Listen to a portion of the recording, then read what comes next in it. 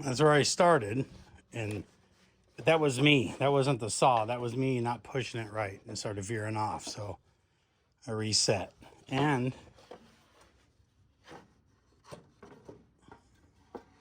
that's hard maple. That looks really good for a stock blade.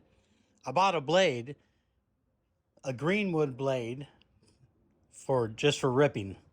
But this is pretty good for hard maple on a stock blade and me not pushing it correctly for a little bit. Let me check the thickness.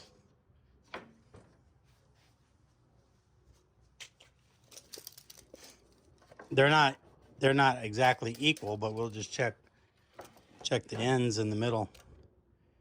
Right at 3/4. Right at 3/4 of an inch. And here's a little under. And then we know that's bad down there. Let's see what this one looks like. This one is at 9/16 there. 5/8 there. Just a little less there. So it's not perfect, but for a stock blade, first time ever running anything through this machine, I'd say that's pretty good.